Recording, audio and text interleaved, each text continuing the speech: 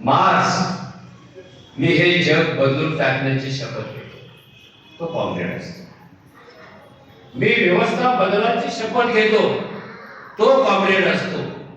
आणि नुसतं शब्द घेऊन चालत नाही, त्याग करावा लागतो, रात्रंदिवस संघर्ष करावा लागतो, स्वतःला विसरावं लागतं, स्वतःचं कुटुंब विसरावं लागतं आणि लढाईनं भरलेल्या रस्त्यावर रात्रंदिवस निखाऱ्यावर चालावं लागतं. त्याला कॉम्रेड म्हणतात. त्यापैकी एक तत्व. हे सोपं नाही आहे. काका दादा मामा सारखं कॉम्रेड नाही आहे. ते तुमची रोज अशी टेस्ट घेतात. आणि हे कॉम्रेड समाज बदलण्याचं स्वप्न घेऊन जन्माला आलेले असतात. देश बदलण्याचं, व्यवस्था बदलण्याचं आणि ह्या सगळ्यांच्या मुळाशी असलेला माणूस बदलण्याचं स्वप्न घेऊन ते जन्माला आलेले असतात. म्हणून ते कॉम्रेड म्हणतात. खूप अवघड गोष्ट आहे. यांना काही सवयी लागलेल्या असतात. खरं तर त्या सवयी लागतात म्हणून तर ते कॉम्रेड होतात. यांना सवय काय लागलेली असते? स्वतःच्या घरात कधीही दिवा लावायचा नाही, मशिदीमध्ये दिवा लावायचा. स्वतःच्या घरी परतताना कोथिंबिरीची जुडी पण आणायची नाही. पण मोर्चातल्या लोकांना जेवण द्यायचं असेल तर सगळ्या गावातले कोथिंबीर गोळा करायची. कॉम्रेड आहे. आणि कॉम्रेड म्हणून त्यांनी जगायचं ठरवलेलं आहे. रात्रंदिवस हे बदललं पाहिजे, हे बदललं पाहिजे. इथे नवीन आलं पाहिजे, इथे माणसाच्या हिताचं आलं पाहिजे, माणसाच्या विकासाचं आलं पाहिजे, स्त्रीच्या विकासाचं आलं पाहिजे. एवढ्यातच तो जगत असतो. ते त्याचं जग असतं. काही कॉम्रेड उजेडात असतात आणि काही कॉम्रेड उजेडाबाहेर असतात. तर तो उजेडाच्या बाहेर असलेला एक कॉम्रेड. तो उजेडात कधी दिसलाच नाही. त्याला उजेडाचं आकर्षण कधीच वाटलं नाही. कारण जे उजेडात चाललेले आहेत त्यांच्यासाठी उजेड बनवण्याचं काम अंधारात राहून हा करत होता. त्याला उजेड होती. कुठेतरी घसाघीस झाल्याशिवाय, कुठेतरी ठिणगी पडल्याशिवाय उजेड दिसत नाही. आणि हे उजेड तयार करणाऱ्या कॉम्रेडचं काम खूप कठीण असतं. त्याला इतरांच्यासारखी प्रतिष्ठा मिळेल की माहिती नाही, पण तो प्रतिष्ठेसाठी नसतो. तो प्रतिष्ठेसाठी कधीच नसतो. मी 100 वेळा बघितले इथे कार्यक्रमात. तो कधी खुर्च्या मांडत असतो, कधी जाधव कुठे गेलं बघत असतो, कधी जेवणाचं काय झालं बघत असतो, कधी माईक नीट करत असतो. या सगळ्याचा अर्थ तो उजेड तयार करायला लागलेला आहे. म्हणून उत्तम कांबळे माईक समोर बोलायला उभा राहिलेला आहे.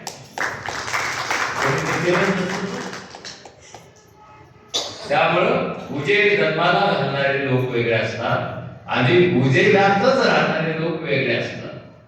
दोघांचं मत फरक असतं. इक्वल मत आहे, मत आहे. हे जे कॉम्रेड आहेत ना, हे खूप त्रासदायक असतात. मी काही काळच होतो आणि त्याचा माझ्या कुटुंबाला त्रास खूप व्हायचा. त्रास व्हायचा. माझ्या आईला जास्त त्रास व्हायचा.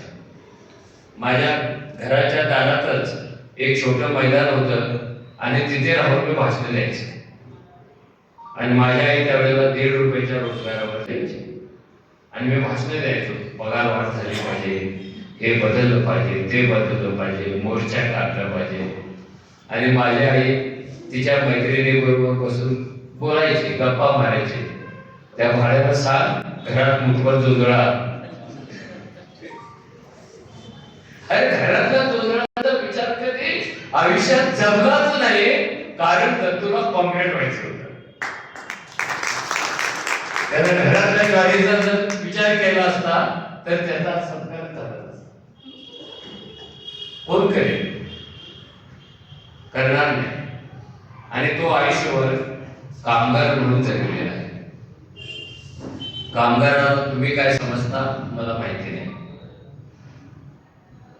पण मार्क्सने सांगितले हे जग बदलण्याची, नवीन जग तयार करण्याची ताकद फक्त आणि फक्त कामगारातच असते. का असते? कारण तो जगाचा निर्माता असतो. कोणी कुठेतरी काम केल्याशिवाय काहीतरी जन्माला येतच नाही. ताजमहल बांधणारा सुद्धा कामगार आहे, पार्लमेंटची इमारत बांधणारा कामगार आहे, हे सगळे महामार्ग तयार करणारा कामगार आहे, हे महायंत्र तयार करणारा कामगार आहे, यंत्राच्या गळ्यात गळा घालून खेळणारा सुद्धा कामगार आहे. कामगार वजा केला तर जगात शून्य राहतो. त्यामुळे तो त्या जगात होता आणि त्याचा विश्वास होता मार्क्सच्या तत्वज्ञानावर हे जग बदलता येईल. आणि असा विश्वास अनेकांचा नसतो. का नसतो? हे जग देवाने तयार केलेले आहे, त्यामुळे ते बदलतच येत नाही. आणि हा काय सांगत होता? हा जग माणसाने तयार केलेला आहे म्हणून ते बदलत आहे. फरक आहे. जी गोष्ट माणूस तयार करतो ती बदलता येते आणि देव तयार करतो ती बदलतच येत नाही. कुणाच्या बाजूने होता? मिरवणुकीत दंग होणाऱ्या देवांच्या बाजूने नव्हता, तर मोर्चामध्ये लाटा खाणाऱ्या माणसांच्या बाजूने होता, म्हणून तो कॉम्रेड आहे. आताची परिस्थिती खूप अवघड आहे कॉम्रेडच्या दृष्टीने, कामगारांच्या दृष्टीने, कंपन्यांच्या दृष्टीने.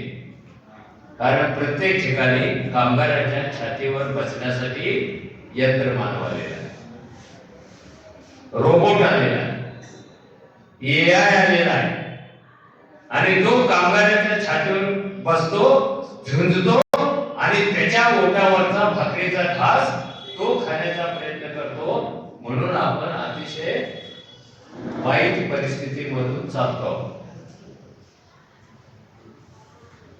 आपण यंत्राला विरोध करतो का? नाही करत. तर यंत्रावर कामच करतो आपण कोणत्या यंत्राला विरोध करतो? जो आपला घास खाण्यासाठी आलेला आहे त्या यंत्राला आपण विरोध करतो. आणि विरोध करणारा कॉम्रेड असतो. तुम्हाला माहिती नसेल हे कॉम्रेड काय प्रकरण आहे. हा काय विकत घेतलेला पुरस्कार नसतो, कुणी ठेवलेलं टोपण नाव पण नसतं. जग बदलण्याची प्रतिज्ञा करणारा माणूस म्हणजे कॉम्रेड, हे कधीही विसरता कामा नये. आणि काय मोठी प्रतिज्ञा आहे ती. अरे जग बदलायचं आहे, साधी सुधी प्रतिज्ञा नाहीये ही, देवाची प्रतिज्ञा नाहीये ही, माणसाला बदलण्यासाठी केलेली प्रतिज्ञा आहे, ती त्याने केलेली.